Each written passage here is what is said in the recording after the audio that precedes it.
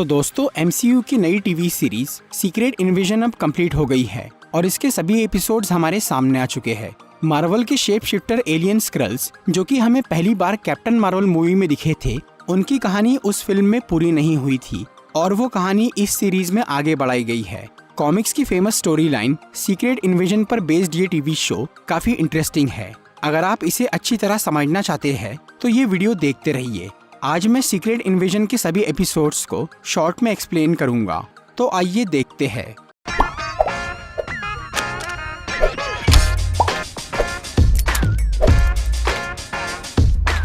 Video शुरू करने से पहले मैं आपको ये बताना चाहूंगा कि यहाँ मैं सभी एपिसोड्स को डिटेल में एक्सप्लेन नहीं करूंगा, बल्कि मैं सिर्फ इम्पोर्टेंट डिटेल्स पर ही फोकस करूंगा जो कि स्टोरी समझने के लिए जरूरी है। ये कहानी है स्क्रल्स की, जो कि रूप बदलने वाले एलियंस है और वो स्क्रलोस नाम के एक प्लेनेट पर रहते थे। लेकिन 1980 के दशक में उनके प्लेनेट पर क्री नाम के दूसरे एलियंस आ जाते हैं जो कि स्क्रल्स पर हुकूमत करने की कोशिश करते हैं, पर स्क्रल्स उनके आगे झुकते नहीं, जिससे उनकी आपस में लड़ाई शुरू हो जाती है, जिसके अंत में क्री एलियंस स्क्रलोस प्लेनेट को तबाह कर देते हैं। इसकी वजह से सभी स्क्रल्स को मजबूरी में दूसरे ग्रहों पर जाना पड़ता है और रूप बदलकर वहां रहना पड़ता है। लेकिन इससे भी क्री एलियंस को शांति नहीं मिलती, इसीलिए वो पूरे ब्रह्मांड में ये अफवाह फैला देते हैं कि स्क्रल्स बहुत खतरनाक एलियन हैं और वो हर ग्रह पर कब्जा करना चाहते हैं, जिससे अंतरिक्ष में हर जगह स्क्रल्स को ढूंढकर उन्हें मारा जाने लगता है। पर इस सब के बीच ही मार्वेल नाम की एक क्री साइंटिस्ट ये समझ गई थी कि उसकी प्रजाति के लोग गलत है, इसीलिए वो स्क्रल्स की मदद करने का फैसला करती है और वो स्क्रल्स के लिए एक लाइट स्पीड इंजन बनाना शुरू करती है ताकि वो लोग क्री की पहुंच से दूर निकलकर एक दूसरे ग्रह पर बस जाए। लेकिन ये काम पूरा होने से पहले ही मार्वेल को उसकी गद्दारी के लिए मार दिया जाता है। तब स्क्रल्स का लीडर टेलोस निक फ्यूरी और कैरल डैनवर्स से मिलकर उनसे मदद मांगता है, जो कि क्री से लड़ने में उसकी मदद करते हैं और फिर वो दोनों स्क्रल्स के लिए नए ग्रह की तलाश चालू कर देते हैं। इसके बदले में फ्यूरी कुछ स्क्रल्स की एक टीम बनाकर उनसे अपने लिए जासूसी का काम करवाते हैं और वो उन्हीं जासूसों में से वारा नाम की एक स्क्रल औरत से शादी कर लेते हैं, जो कि इंसानी रूप में फ्यूरी के साथ रहने लग जाती है, पर वो इस बारे में किसी को नहीं बताते।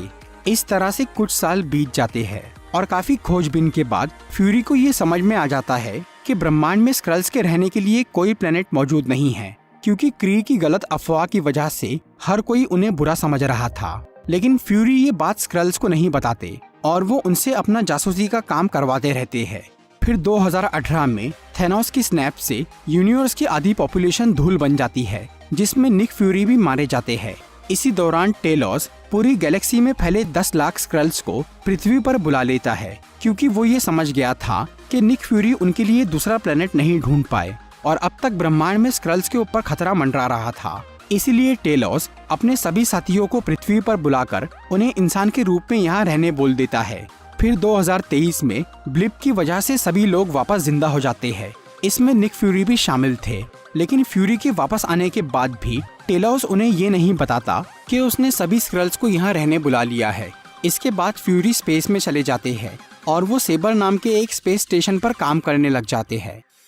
दूसरी तरफ सभी स्क्रल्स इस बात से बहुत नाराज थे कि निक फ्यूरी ने उनसे अपना काम करवाया और बदले में उन्हें दूसरा ग्रह ढूंढकर नहीं दिया, जिसकी वजह से उन्हें छुपकर यहाँ रहना पड़ रहा है, जबकि वो ये चाहते थे कि उन्हें खुद का एक घर मिल जाए जहाँ वो खुलकर अपने असली रूप में रह सके। अपनी इस हालत के लिए स्क्रल्स निक फ्यूरी के अलावा टेलोस को भी जिम्मेदार मान रहे थे, क्योंकि उसने लीडर होने का सही फर्ज नहीं निभाया था। इसीलिए टेलोस को स्क्रल काउंसिल यानी उस ग्रुप से निकाल दिया जाता है जिसमें स्क्रल्स के लिए अहम फैसले किए जाते थे, और उस काउंसिल में ग्राविक को शामिल कर लिया जाता है, जो कि एक बहुत होशियार और खतरनाक स्क्रल था और वो अपने लोगों को घर दिलाना चाहता था। काउंसिल के बाकी लोग इसी काम को शांति से करना चाह रहे थे, इसीलिए उन्होंने दुनिया के कुछ पावरफुल लोगों को किडनैप करके उनकी जगह ले ली थी और वो बाकी स्क्रल्स को भी यही करने बोल रहे थे। लेकिन ग्राविक को ये मंजूर नहीं था। वो चाहता था कि उनकी प्रजाति आजादी से जिए। इसीलिए ग्राविक ने कई सारे स्क्रल्स को जमा किया और वो उन्हें लेकर रशिया के एक खाली पावर प्लांट में चला गया। उस जगह को उसने नाम दिया न्यू स्क्रलोस और वहाँ उसने एक मिशन चालू किया कि वो लोग पूरी धरती पे कब्जा करके उसे अपना घर बनाएंगे। इस मिशन में टेलोस की बेटी गाया भी शामिल हो जाती है, क्योंकि उसे भी आजादी चाहिए थी। लेकिन टेलोस की बीवी सोरेन नहीं चाहती थी कि गाया ये काम करे, इसीलिए वो ग्राविक के पास जाकर उसका विरोध करती है, जिसकी वजह से ग्राविक उसे मार डालता है और वो गाया को इसके बारे में नहीं बताता। इसके बाद ग्राविक की टीम के बहुत सारे स्क्रल्स कई देशों में इंसानी रूप में घुस जाते हैं और वहाँ वो आतंकवादी हमले करना शुरू करते हैं। उनका असली मकसद था दुनिया में वर्ल्ड वॉर 3 चालू कराना, ताकि इंसान आपस में लड़ के मर जाए और ये ग्रह उन्हें मिल जाए। पर जब इस बारे में टेलोस को भनक लगती है तो वो फ्यूरी को वापस बुलाने के लिए मैसेज भेज देता है। फिर वो एजेंट मारिया हिल के साथ मिलकर ग्राविक के पूरे प्लान का पता लगाता है, जिससे उन्हें ये मालूम पड़ता है कि ग्राविक किसी तरह रशिया और अमेरिका में जंग छिड़वाना चाहता है, क्योंकि इन 2 बड़े देशों की टकराहट से वर्ल्ड वॉर 3 शुरू हो जाएगा। फिर जब निक फ्यूरी पृथ्वी पर आते हैं तो टेलोस और हिल उन्हें रशिया लेकर चले जाते हैं और ग्राविक के प्लान के बारे में बताते हैं। ये जानने के बाद फ्यूरी अपनी एक पुरानी दोस्त सोनिया फॉल्सवर्थ से मिलने चले जाते हैं, जो कि इंग्लैंड की सीक्रेट इंटेलिजेंस MI6 की हेड थी। फ्यूरी उसे स्क्रल्स के प्लान के बारे में बताकर उसे अपने साथ काम करने के लिए बोलते हैं, लेकिन सोनिया अकेले ये काम करने का फैसला करती है और वो फ्यूरी को इस मामले से दूर रहने के लिए बोलती है। इसके बावजूद भी फ्यूरी, टेलोस और हिल ग्राविक और उसके साथियों पर नजर रखते हैं। इसी के चलते एक दिन टेलोस की मुलाकात गाया से हो जाती है और तब टेलोस उसे बताता है कि सोरेन मर चुकी है और उसे ग्राविक ने मारा है। ये सुनकर गाया की सोच बिल्कुल बदल जाती है और वो ग्राविक के खिलाफ हो जाती है, लेकिन वो सीधे सीधे उसका विरोध करने की बजाय ग्राविक की टीम में रहकर ही उसकी जानकारी हासिल करती है। और फिर गाया टेलोस को बताती है कि ग्राविक रशिया के शहर मॉस्को में बॉम्ब ब्लास्ट करने वाला है, इसलिए फ्यूरी, टेलोस और मारिया हिल उस बॉम्ब ब्लास्ट को रोकने के लिए वहां पहुंच जाते हैं। पर ग्राविक उन तीनों का ध्यान भटका के बॉम्ब ब्लास्ट करने में कामयाब हो जाता है और वो फ्यूरी का रूप लेकर मारिया हिल को मार डालता है। तब फ्यूरी और टेलोस किसी तरह वहां से बच के निकलते हैं।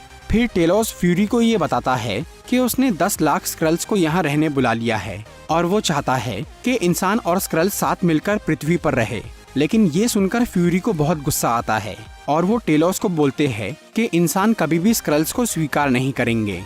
दूसरी तरफ रशिया में हुए धमाके से पूरी दुनिया में काफी हलचल मच जाती है। ऊपर से एक स्क्रल बहरूपिया जानबूझकर एक अमेरिकी आदमी के रूप में मॉस्को में बॉम्ब ब्लास्ट करता हुआ पकड़ा जाता है। इससे रशिया को ये यकीन हो जाता है कि ये काम अमेरिका ने किया है। ये सब देखकर स्क्रल काउंसिल के मेंबर्स बहुत नाराज हो जाते हैं, पर ग्राविक उन्हें बोलता है कि फ्यूरी ने उन्हें नया घर देने का वादा पूरा नहीं किया, इसीलिए अब वो धरती पर कब्जा करके उसे अपना नया घर बनाएगा, जिसमें काउंसिल के बाकी लोग उसका साथ देने के लिए तैयार हो जाते हैं और वो ग्राविक को स्क्रल्स का नया लीडर बना देते हैं।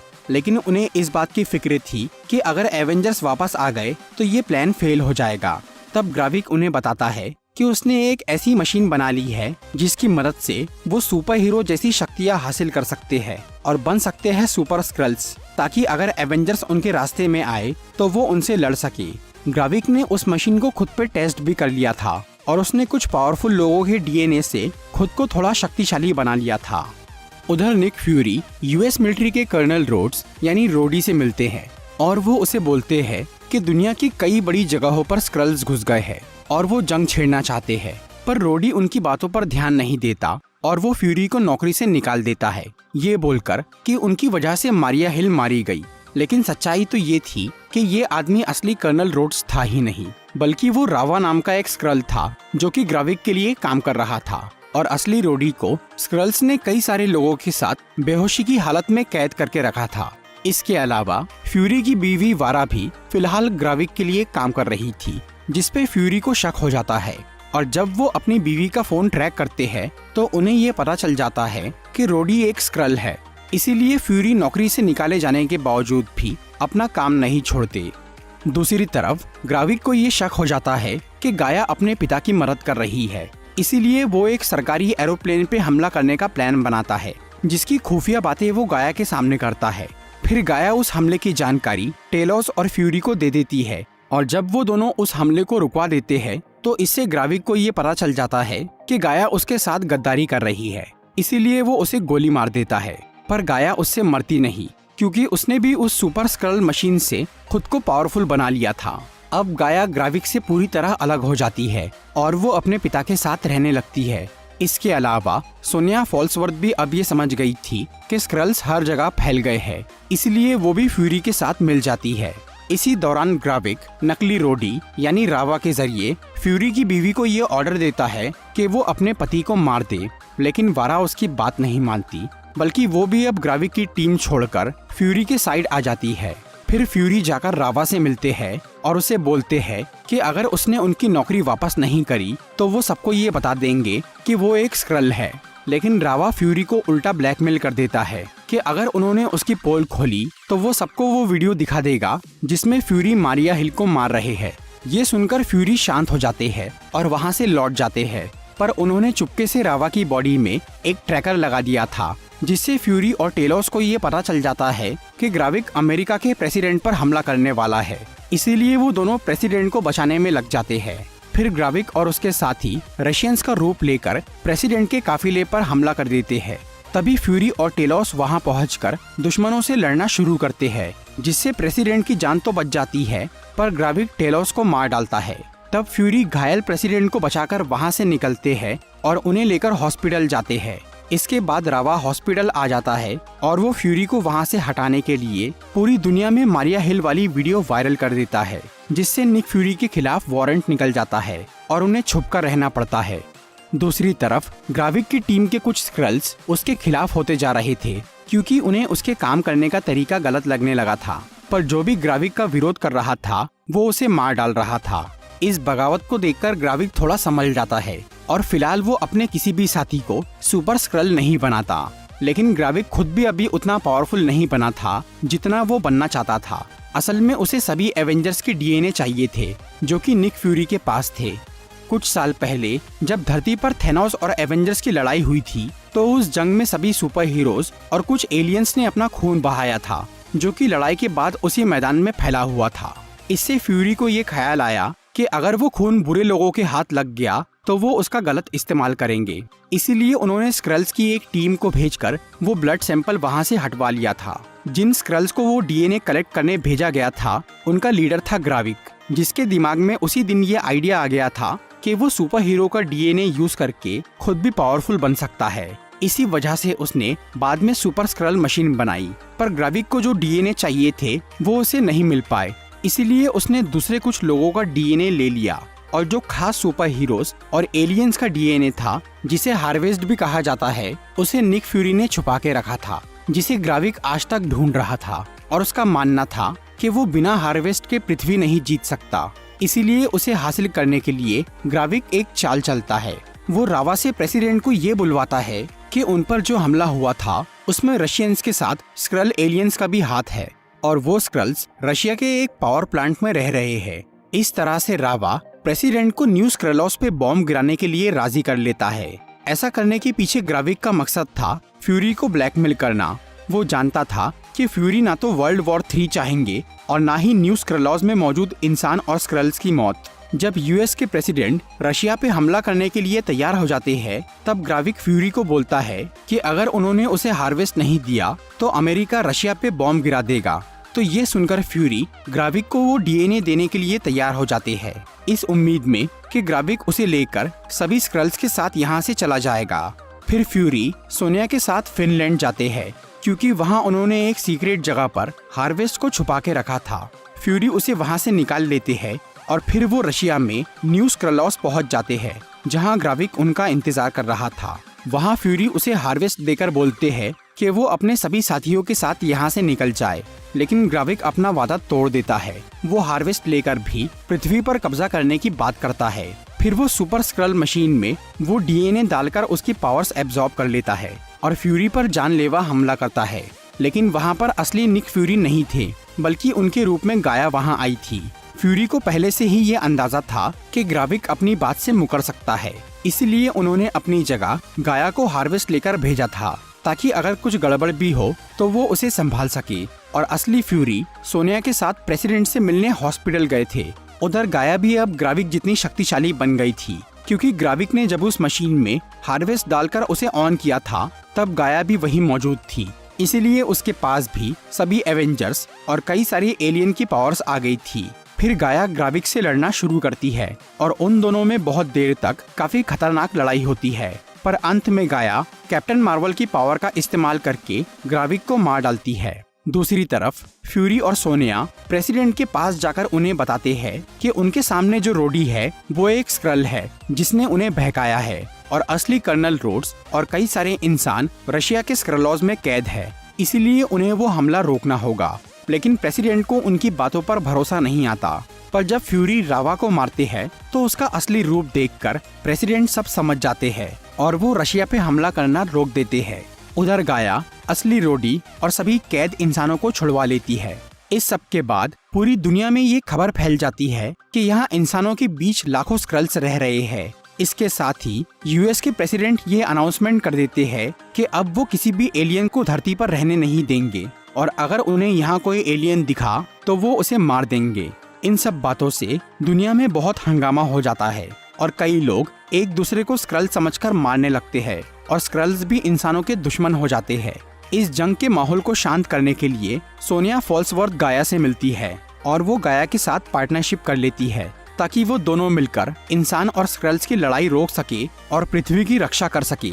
दूसरी तरफ निक फ्यूरी वापस स्पेस में सेबर पे जा रहे थे क्योंकि उन्हें ये खबर मिली थी कि क्री एलियन स्क्रल्स के साथ सुलह करने के लिए तैयार है और इस समझौते की बातचीत के लिए फ्यूरी अपनी बीवी वारा को भी अपने साथ लेकर चले जाते हैं। तो दोस्तों ये थी सीक्रेट इन्वेजन सीरीज की एक्सप्लेनेशन वीडियो। अगर आपको ये वीडियो अच्छी लगी हो तो इसे लाइक और शेयर जरूर करिए और ऐसी इंटरेस्टिंग वीडियोस देखने के लिए सब्सक्राइब कीजिए हमारा चैनल और इस बेल को दबाइए ताकि आपको हमारी वीडियोस सही टाइम पर मिल सके।